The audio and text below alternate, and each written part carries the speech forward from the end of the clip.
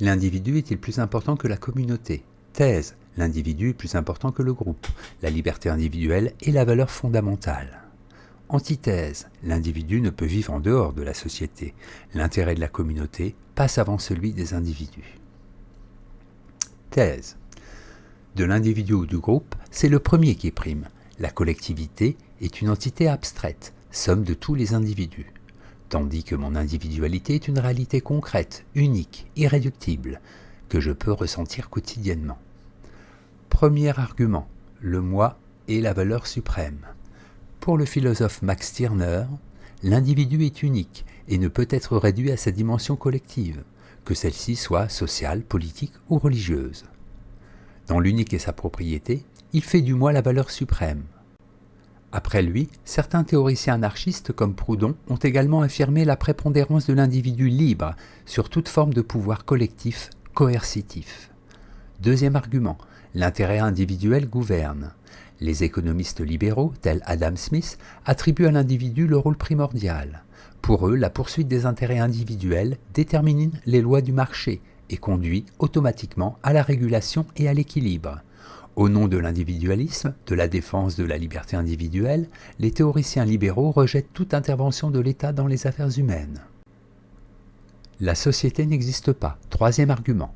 Des sociologues d'inspiration libérale, comme l'américain Friedrich von Hayek ou le français Raymond Bourdon, estiment que ce qu'on appelle des phénomènes sociaux ne sont que la résultante des comportements individuels. Dès lors, ce qu'on appelle société n'est qu'une abstraction, ce qui permet de dire à certains politiciens de droite que la société n'existe pas.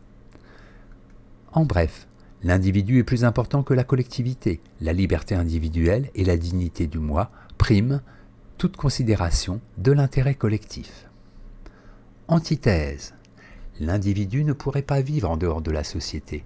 Celle-ci constitue le seul cadre dans lequel il peut affirmer ses droits et s'épanouir. De plus, la société détermine notre comportement sous bien des aspects, et ces règles transcendent l'individu. Premier argument.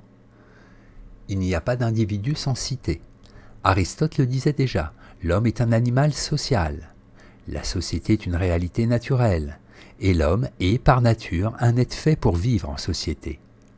L'individu n'est pas concevable en dehors de la société. L'homme qui ne fait pas partie d'une cité est ou une bête ou un dieu. Deuxième argument, l'individu ne se réalise que dans le groupe. Pour Hegel, l'État est une réalité supérieure à l'individu. Il est la manifestation concrète de la raison universelle. L'individu n'acquiert d'existence objective qu'en tant qu'il participe à la vie de l'État. Tout ce que l'homme est, il le doit à l'État. C'est là que réside son être. Dans un autre registre, Auguste Comte pense que la famille et la société sont les conditions de base de la vie humaine. L'altruisme doit donc l'emporter sur l'égoïsme. Troisième argument, la société transcende l'individu. Pour Émile Durkheim, la société n'est pas seulement la somme des individus qui la composent, mais une réalité indépendante, qui les transcende. En effet, tout individu que nous soyons, nous ne cessons d'obéir à des règles, des coutumes, des manières de penser et d'agir, qui ne nous appartiennent pas en propre, mais qui nous viennent de la société.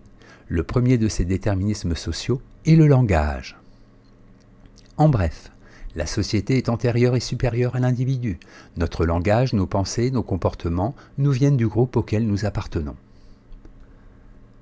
Synthèse. L'affirmation de l'éminente dignité de l'individu a été l'une des grandes conquêtes de l'Occident. Les droits de l'homme ne sont qu'une expression de cette reconnaissance accordée à chaque être humain dans ce qu'il a de particulier et d'irremplaçable.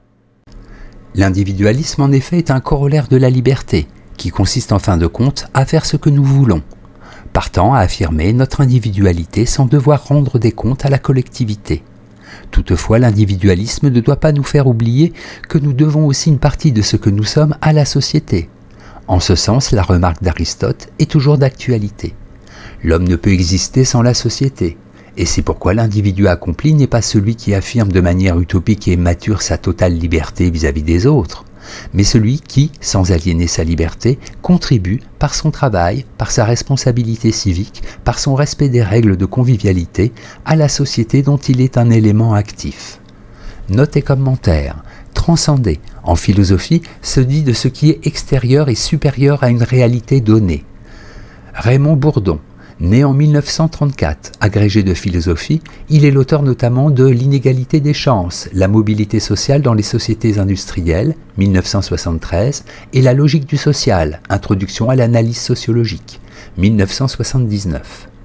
Citation. L'individu s'oppose à la collectivité, mais il s'en nourrit. André Malraux, Le temps du mépris.